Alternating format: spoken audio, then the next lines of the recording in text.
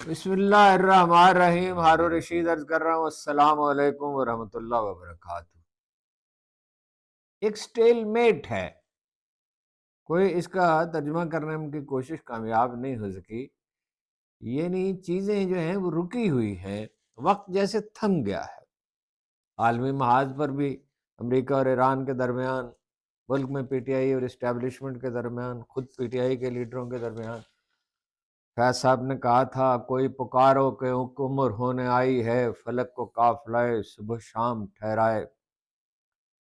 صبح شام کا قافلہ تو کبھی نہیں ٹھہرتا، گردش لیل و نہار میں کوئی وقفہ نہیں ہوتا، لیکن انسان مخمصے کا شکار ہو جاتے ہیں، تذبذب کا شکار ہو جاتے ہیں. دنیا بھر کے انسانوں کی خواہش ہے، اور امریکی عوام بھی اس میں شامل ہیں، کہ ایران اسرائیل جنگ کا خاتمہ ہو، جس میں امریکہ ایک فریق ہے. پاکستان، ترکیہ، مصر اور سعودی عرب نے کوشش بھی بہت کی، خاص طور پر پاکستان ہے، لیکن نتیجہ نہ نکلا. ایران کی 5 اور امریکہ کے 15 شرائط کے درمیان کوئی قدر مشترک نہیں، کوئی چیز مشترک نہیں. جیسا کہ پاکستان کی وزارت خارجہ نے وضاحت کی تھی، پاکستان ایک رابطہ کار، سہولت کار تھا، لیکن اب وہ ایک قدم آگے بڑھا ہے. پاکستان نے تجویز پیش کی ہے کہ ایران نہر سویز، ایران آبنائے ہرمز کھول دے،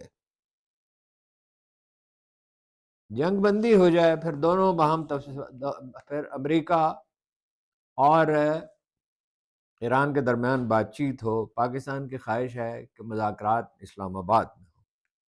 ایران کا جواب یہ ہے کہ آبنائے ہرمز میں پرانی صورتحال کی بحالی کا سوال ہی پیدا نہیں ہوتا. اس کا مطلب یہ نہیں کہ ایران مذاکرات نہیں چاہتا، مذاکرات یقیناً چاہتا ہے، لیکن اس ضمانت کے ساتھ جنگ بندی عارضی نہیں، مستقل ہوگی. آبنائے ہرمز پر وہ اپنا حق تسلیم کرانا چاہتا ہے، لیکن یہ بات تو خود انہوں نے بھی تسلیم کی کہ آبنائے ہرمز پر تنہا ان کا نہیں، بلکہ عمان کا عمل و دخل بھی ہے. عمان کا اگر دخل ہے، دوسرے کنارے پر واقع عمان کا عمل و دخل ہے، تو ظاہر ہے کہ وہ کم از کم عرب بحری جہازوں کے لیے آبنائے ہرمز کھولنے پر اصرار کرے گا. یہ بات ایرانی بھی سمجھتے ہیں. آخرکار اسے کھولنا ہی ہوگا، لیکن کچھ ایرانی شرائط بھی تو ماننا ہوگی. سب سے اہم نکتہ وہی ہے، جنگ بندی ہو تو ہمیشہ کے لیے. اگرچہ ایرانی اس کے لیے بھی اصرار کریں گے کہ امریکہ عالم عرب میں اپنے فوجی اڈے بند کر دے. یہ اڈے بند ہو سکتے ہیں اس لیے کہ اب ان کی کوئی افادیت ہی نہیں، وہ عربوں کے تحفظ کا کوئی سامان مہیا نہ کر سکے، الٹا ان کے لیے مسئلہ بن گئے. عرب خود چاہیں گے کہ یہ اڈے ختم ہو جائیں. امریکہ کو بھی یہاں اڈے برقرار رکھنے سے کتنی دلچسپی ہوگی، لیکن بہرحال ابھی دونوں کو سوچنا ہے. دونوں کے اندازے غلط ثابت ہوئے، اور دونوں کو غور و فکر کرنا ہے، دونوں کو اپنے مفادات کا تحفظ کرنا ہے. یہ اتنی بڑی تبدیلی ہوگی کہ اس کے لیے طویل مشورہ اور بحث مباحثہ درکار ہے، اور دونوں کو سیف پیسج چاہیے ہوگا. ایرانی اپنی آزادی سے دستبردار نہیں ہو سکتا، اور امریکہ کو فیس سیونگ چاہیے ہوگی. ایٹمی پروگرام پر بھی سمجھوتا ہو سکتا ہے. امام خمینی اور آیت اللہ خامنائی کے فتوے موجود ہیں کہ ایٹم بم نہیں بنایا جائے گا. جنیوا میں امریکہ اور ایران کے درمیان خفیہ بات چیت ہوتی رہی ہے، پہلے کی بات ہے. کچھ چیزیں طے پا گئی تھیں، برطانوی نمائندہ اس میں شریک تھا، اور اس نے کہا تھا کہ جب ایران نے ایسی پیشکش کی کہ جس کی توقع نہیں کی جا رہی تھی، تو ہم اس نتیجے پر پہنچے کہ بات چیت کامیاب رہے گی. مگر اسی دوران امریکہ نے تو حملہ کر دیا. بہت پہلے آپ کو یاد ہوگا کہ معاہدہ تو ہوا تھا 20 سے 15 میں غالباً، ایٹمی پروگرام پر امریکہ اور ایران کے درمیان. سلامتی کونسل کے ارکان اس میں شریک تھے، اس میں جرمنی بھی شریک تھا جو سلامتی کونسل کا مستقل ممبر نہیں ہے. اس پر ایٹمی پروگرام پہ عالمی نگرانی کا حق تسلیم کر لیا گیا تھا. اس معاہدے کو ٹرمپ نے یک طرفہ طور پر کیوں منسوخ کیا؟ کوئی وجہ تو نہیں بتائی گئی. ظاہر ہے کہ اسرائیلی فرمائش پر ہوا. اسرائیل امریکہ کی رگ رگ میں ہے. صرف وہ صدر پہ اثر انداز نہیں ہوتا، کانگریس اور سینٹ کے الیکشن پر ہی اثر انداز نہیں ہوتا، فلمی دنیا پر اس کا راج ہے، اس کی اجارہ داری ہے. سب کے سب فلمی اسٹوڈیو یہودیوں کی ملکیت ہے، اخبارات میں ان کا غلبہ ہے. اور جن کی ملکیت ہے ان میں صہیونی بھی ہیں، اخبارات میں ان کا، میڈیا میں ان کا غلبہ ہے۔ یہ سب کچھ انہوں نے بہت سوچ سمجھ کر اور نہایت منصوبہ بندی کے ساتھ کیا ہے۔ مالیاتی اداروں پر ان کا کنٹرول ہے۔ 50 ریاستوں کے امریکی ریاستوں کی اسمبلیوں میں بھی ان کا رسوخ ہے۔ اس کا آغاز 50 کے عشرے سے ہوا، 1955 کے لگ بھگ، نہر سویز کے بعد، جس میں امریکہ نے دھمکی دی برطانیہ کو کہ وہ وڈرا کریں، فرانس بھی شامل تھا اس میں۔ یہی آبنائے ہرمز جیسے جھگڑا تھا، فرق یہ ہے کہ وہ ایک نہر ہے، بے شک 2 سمندروں کو ملاتی ہے اور بہت وسیع ہے، لیکن نہر ہے۔ اس کے بعد ہی ڈالر دنیا کی غالب کرنسی بنا۔ 1973 میں سعودی امریکہ معاہدے کے تحت یہ طے پایا کہ تیل کی خریداری ڈالر میں ہوگی، تو ڈالر کے مکمل غلبے کا آغاز ہو گیا، استعماری غلبے کا۔ امریکی مبصر اور شہری اب چیخ رہے ہیں کہ حکومتی پالیسیاں اسرائیل کے مفادات کے تحت متشکل ہوتی ہیں۔ 1955-56 میں شروع ہونے والی اسرائیلی مہم 1969 میں نتیجہ خیز ہو چکی تھی، جب صدر نکسن نے وعدہ کیا کہ وہ اسرائیلی مفادات کا خیال رکھیں گے۔ اس سے پہلے کہ صدور کبھی کبھار اسرائیل پر دباؤ بھی ڈالتے تھے، مثلا کینیڈا نے اسرائیل کی ایٹمی تنصیبات کے معائنے کا مطالبہ کیا تھا۔ انہوں نے اسرائیل کو اپنی حدود وسیع کرنے پر دھمکی دی تھی۔ صدر ہیری ٹرومن نے تو یہاں تک کہا تھا کہ اپنے دور صدارت میں اسرائیل کو تسلیم اور اس کی تائید کرنے کا فیصلہ ان کی سب سے بڑی حماقت تھی۔ مالیاتی اداروں، میڈیا، فلم سازی اور گہرے رسوخ اور ہر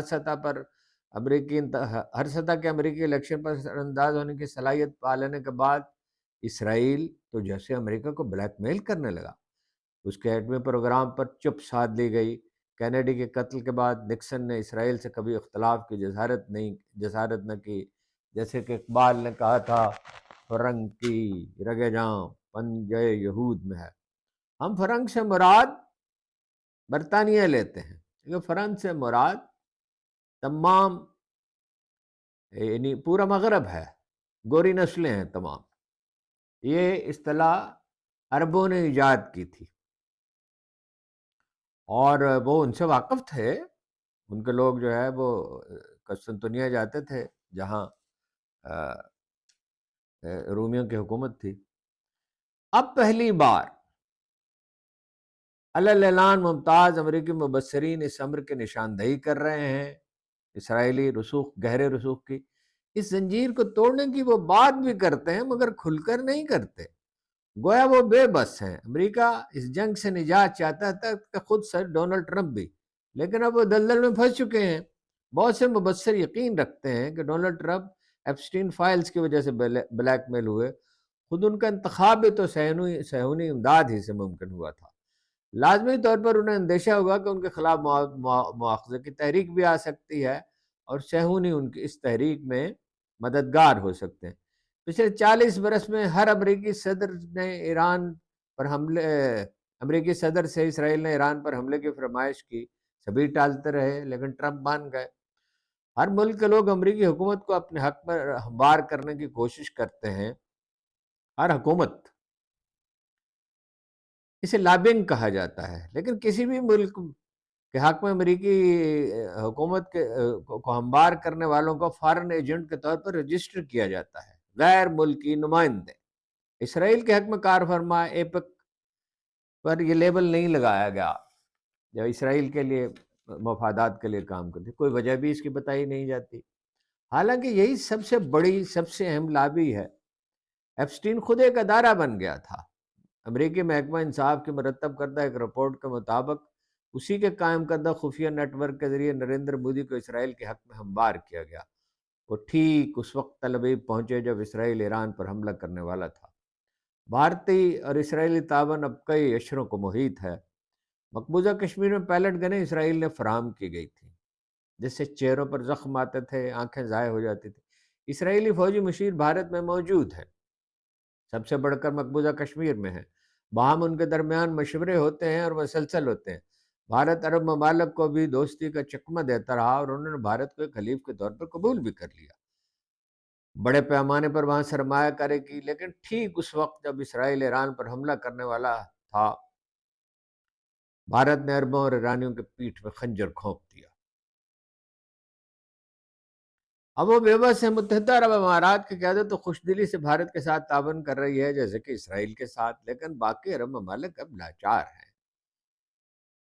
بھارت کے بارے میں خود ایران بھی مصلحت سے کام لے رہا ہے، اس پر تنقید سے گریزاں ہے، حالانکہ بھارتی باشندے ایران میں جاسوسی کرتے رہے۔ جاسوسی تو ایران میں مقیم افغانیوں نے بھی کی، لیکن یہ نچلی سطح کے کارندے تھے جنہیں طالبان حکومت کی سرپرستی حاصل نہیں تھی، جبکہ بھارتی ایران کی سرزمین پاکستان کے خلاف جاسوسی کے لیے استعمال کرتے رہے۔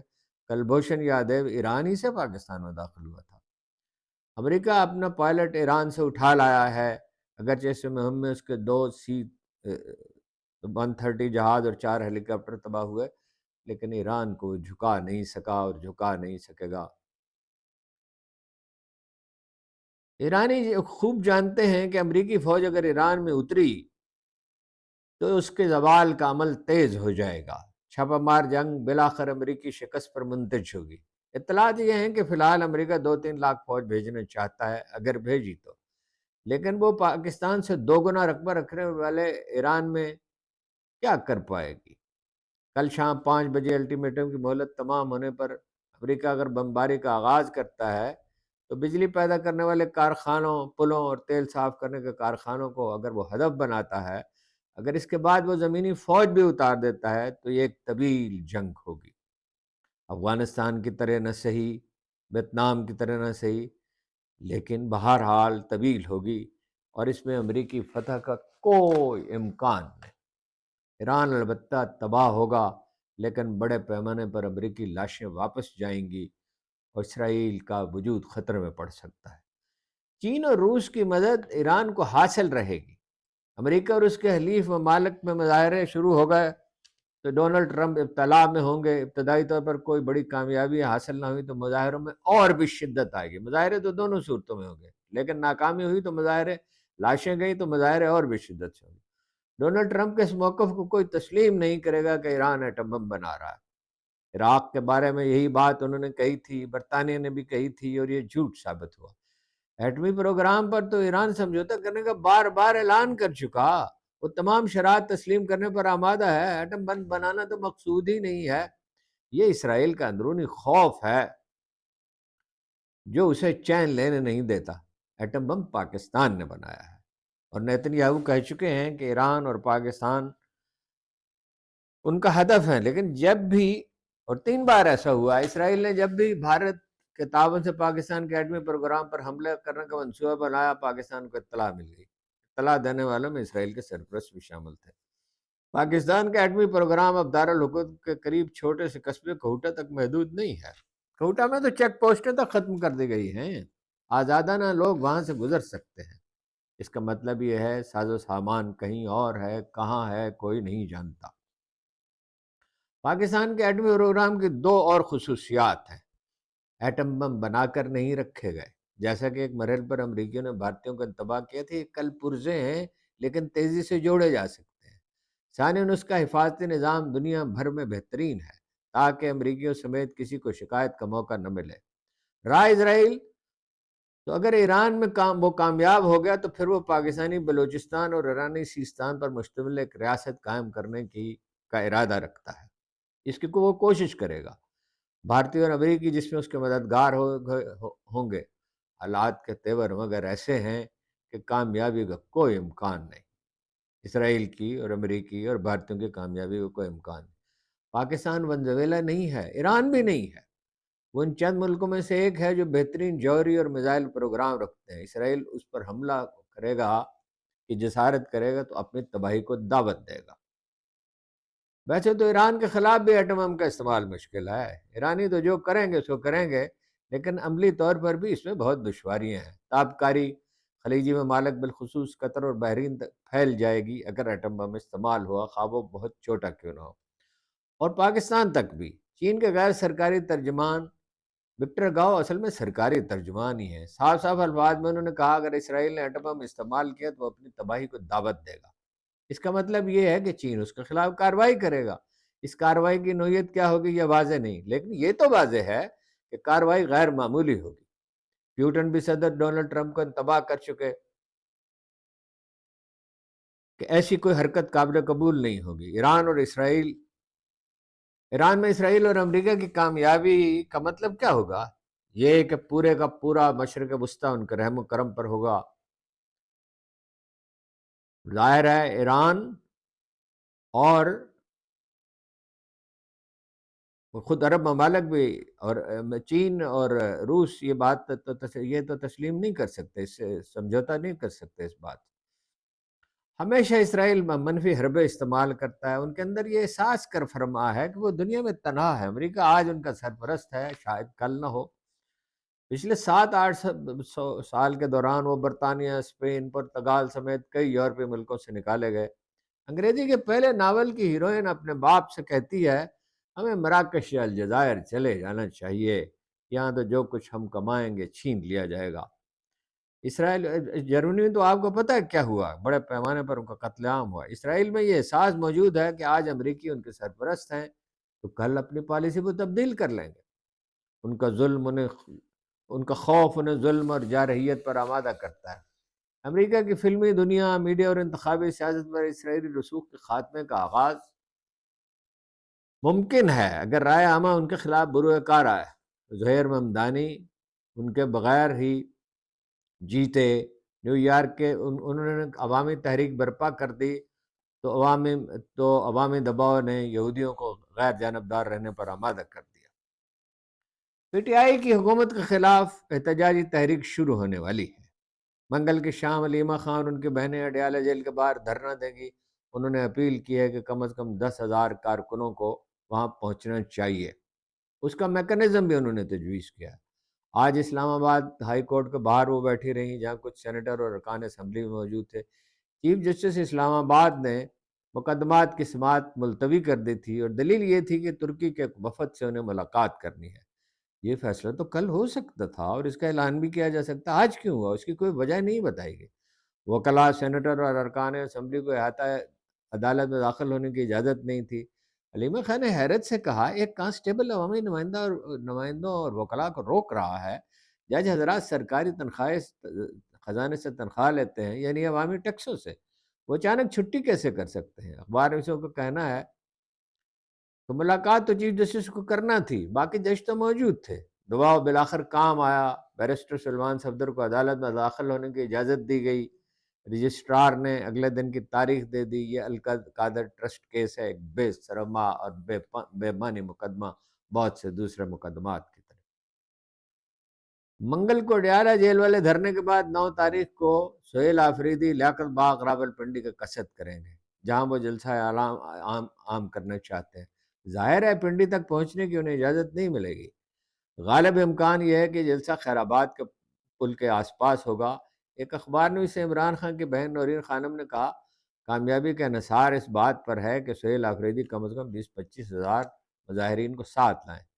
امکان یہ ہے کہ اٹک سمیت پنجاب کے متصل علاقوں سے بہت سے لوگ 8 فروری کی شام اور شب تک پختونخوا پہنچ چکے ہوں گے۔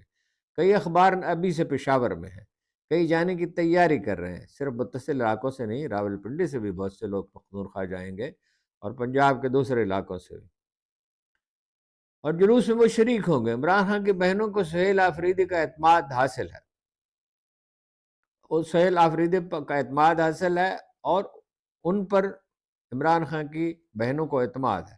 ان کا کہنا ہے کہ سہیل آفریدی انصاف اسٹوڈنٹس فیڈریشن کے صفوں سے ابھرے ہیں، ان کی تربیت خود خان صاحب نے کی ہے، لہذا ان کی نیت پر کوئی شک نہیں ہو سکتا۔ محمود اچکزئی اور علامہ ناصر عباس کے بارے میں ان کے کچھ تحفظات ہیں۔ محمود اچکزئی اور علامہ ناصر عباس کے عمران خان کی ہمشیرگان کے بارے میں تحفظات ہیں۔ یہ صرف نقطہ نظر اور تجزیے کا اختلاف ہے۔ اختلاف اس پر ہے کہ کیا حکمت عملی اختیار کی جائے۔ اسٹیبلشمنٹ نرمی کا اشارہ دیتی ہے بعض اوقات۔ وفاقی وزراء نے محمود خان اچکزئی سے کہا، ملاقاتوں کا سلسلہ بحال ہو سکتا ہے۔ عمران خان کو شفا ٹرسٹ ہاسپٹل راولپنڈی یا شفا ہاسپٹل اسلام آباد منتقل کیا جا سکتا ہے، اور اس سلسلے میں ایک ملاقات کا اہتمام بھی کیا جا سکتا ہے فیصلہ سازوں کے ساتھ۔ شفا ٹرسٹ ہاسپٹل راولپنڈی میں تو منتقل کرنے کی تیاریاں بھی کر لی گئی تھیں، ہسپتال کا پورا سیکشن خالی کرا لیا تھا، ڈاکٹروں سے ان کے موبائل ٹیلی فون لے لیے گئے تھے، لیکن اب اخبار نویس وہاں جا پہنچے تھے، لیکن علیمہ خان کا اصرار تھا کہ اسپتال میں سرکاری ڈاکٹروں ہی کو نہیں، خاندان کو بھی رسائی دی جائے۔ کہا جاتا ہے کہ خان کے قریبی نوجوان کا نام تجویز کیا گیا کہ ان کی ملاقات کرا دی جائے گی ڈاکٹر کے ہمراہ، لیکن علیمہ خان نے اس سے اتفاق نہیں کیا۔ انہوں نے کہا کیا وہ کوئی ڈاکٹر ہے یا کوئی وکیل ہے، وہ تو ایک نوجوان آدمی ہے۔ حالانکہ علیمہ خان ذاتی طور پر اس نوجوان پر اعتماد رکھتی ہے۔ مسئلہ کہاں سے جنم لیتا ہے؟ پارٹی کا کوئی لیڈر ہی نہیں ہے۔ بیرسٹر گوہر چیئرمین ہیں لیکن با اختیار نہیں، جتنا کچھ اختیار ہے وہ بھی برت نہیں سکتے، کارکنوں سے ان کا رابطہ نہیں، کارکن انہیں تسلیم نہیں کرتے، قائدین ان سے بے نیاز ہے، ان کی نیت پر شک کیا جاتا ہے۔ انتہا یہ ہے کہ عمران خان کی بہنوں سے ان کی ملاقات تک نہیں ہوتی، وہ ان سے بے نیاز ہیں۔ بعض مراحل پر انہوں نے ملاقات کی کوشش کی لیکن کسی نے سن کر نہ دیا۔ محمود اچکزئی مذاکرات کے حق میں ہیں، سیاسی بحالی کے لیے بتدریج عمران خان ان کے خیال میں رہا ہو سکتے ہیں۔ پارٹی کا لیڈر جیل میں ہے، باہر کوئی لیڈر نہیں۔ ایک لیڈر تو ہونا چاہیے نا، ظاہر ہے کہ عمران خان کا نامزد کردہ لیڈر علیمہ خان، سہیل آفریدی اور علامہ ناصر عبار اور بیرسٹر گوہر سمیت باقی لوگ اس کے مشیر ہو سکتے ہیں۔ فرض کیجئے محمود اچکزئی ہو تو باقی اس کے مشیر ہوں گے، اگر کوئی دوسرا ہو تو وہ سب اس کے مشیر ہوں گے، لیکن سب کے سب لیڈر ہیں اور باہم مشورے پر آمادہ نہیں۔ ان حالات میں میرا خیال تو یہ ہے کہ محمود اچکزئی ہی قائد کا کردار ادا کر سکتے ہیں، لیکن ان کے بارے میں چیمے گوئیاں شروع کر دی گئی ہیں۔ ایک نوجوان اخبار نویس نے یہاں تک کہا کہ وہ اپنے لوگوں کو ملازم رکھوانے، اپنے لیے بہتر گاڑی کا انتخاب کرنے اور دوسری مراعات کے سلسلے میں پرجوش اور سرگرم ہے۔ عجیب بات ہے، اپوزیشن لیڈر کی حیثیت سے انہیں دفتر تو چاہیے، گاڑی چاہیے، رہائش بھی چاہیے، ان کا حق ہے، اس پر اعتراض کا مطلب کیا ہے؟ دوسری بات یہ ہے کہ قومی اسمبلی میں کاتب ایوان بننے کے لیے انہوں نے عمران خان سے درخواست تو نہیں کی تھی، وہ عمران خان کا اپنا انتخاب تھے۔ تیسری مگر بہت اہم بات یہ ہے کہ سب لوگ باہم مل کر بیٹھتے کیوں نہیں، ایک دوسرے پر اعتماد کیوں نہیں کرتے، ایک دوسرے سے مشورہ کیوں نہیں کرتے؟ سب دانا لوگ باہم مشورے کیا کرتے ہیں، ہر مہم میں ایک قائد ہوا کرتا ہے۔ اگر جلیل القدر خالد بن ولید کو الگ کر دیا گیا تو جانشین عبیدہ بن جراح نے اہم ترین ذمہ داریاں انہیں سونپے رکھی، ان سے ہمیشہ مشورہ کرتے، ان کے بغیر کبھی کوئی فیصلہ نہ کیا جاتا، حکمت عملی وہی تشکیل دیتے۔ قائد اعظم کی مرضی اور منشا سے لیاقت علی خان وزیر اعظم بنے تھے تو قائد اعظم نے کار سرکار میں مداخلت بند کر دی تھی، البتہ وہ یاد دہانی کراتے، البتہ وہ رہنمائی کرتے، کابینہ کے اجلاسوں میں بعض اوقات وہ جتلا دیتے کہ یہ گورنر جنرل کا اختیار ہے، حکومت کا نہیں۔ زیارت میں قائد اعظم کی خدمت پر معمور نرس سے قائد اعظم نے کہا کہ وہ اس کی کیا مدد کر سکتے ہیں، کیونکہ اس نے ان کی بہت خدمت کی ہے۔ اس نے کہا اس کا تبادلہ کرا دیا جائے۔ قائد اعظم کا جواب یہ تھا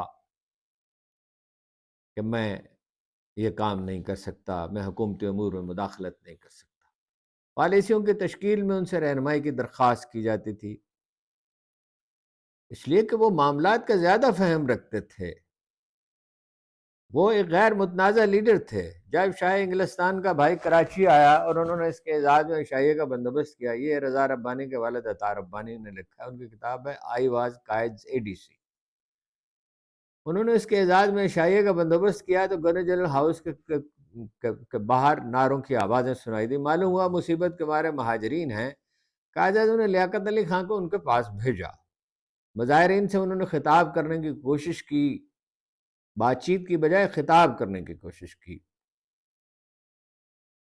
ناکام ہو کر لوٹے، اتنے میں عشائیہ ختم ہو چکا تھا۔ لیاقت علی خان قائد اعظم کے کمرے میں داخل ہوئے اور کہا، قائد اعظم آئی تھنک۔ قائد اعظم بات سننے کے عادی تھے لیکن اس وقت تھکے ماندے تھے۔ انہوں نے ٹوک دیا اور کہا، leave it Liaqat, I don't think you can think. پھر وہ باہر گئے اور مظاہرین سے کہا کہ اپنے 3 نمائندے تجویز کریں۔ کچھ مطالبات مان لیے کچھ پر کہا کہ وہ مشورہ کریں گے، ظاہر ہے وزیر اعظم سے مشورہ کریں گے یا متعلقہ محکمے کے لوگوں سے۔ اس کے بعد یہ کہا آپ لوگوں کا خیال یہ ہے کہ مجھے آپ کی فکر نہیں، میں آپ کے بارے میں سوچتا ہوں، لیکن چاروں طرف ایک ہنگامہ برپا ہے، ملک بحران میں مبتلا ہے۔ ظاہر ہے بحران تو بہت بڑا تھا، مہاجرین چلے آتے تھے، بھارت نے پاکستان کے حصے کا روپیہ روک رکھا تھا، سرکاری دفاتر میں ضروری ساز و سامان تک نہیں تھا، نواب بہاولپور اور کچھ دوسرے لوگوں کی مدد سے سرکاری ملازموں کی تنخواہیں ادا کی گئی تھی، کشمیر میں ایک ہنگامہ برپا تھا، انگریز کمانڈر چیف اطاعت پر آمادہ نہ تھا، کرکٹ کا ایک میچ بھی کپتان کے بغیر نہیں ہو سکتا، تحریک انصاف کو ایک لیڈر کے بغیر چلانے کی کوشش کی جا رہی ہے۔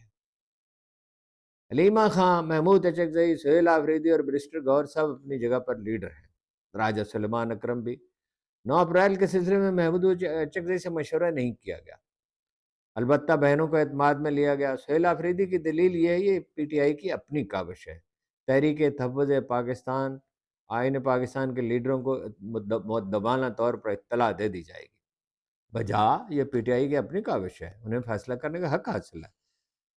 4-5 ماہ انہوں نے صبر و تحمل سے گزار دیے، وہ وزیر اعظم اور اسٹیبلشمنٹ سے بات چیت کرتے رہے، لیکن ملاقاتیں بند رہیں، افغانستان سمیت کسی قومی معاملے میں ان سے مشورہ نہ کیا گیا، تو تنگ آ کر انہوں نے یہ سلسلہ ترک کر دیا۔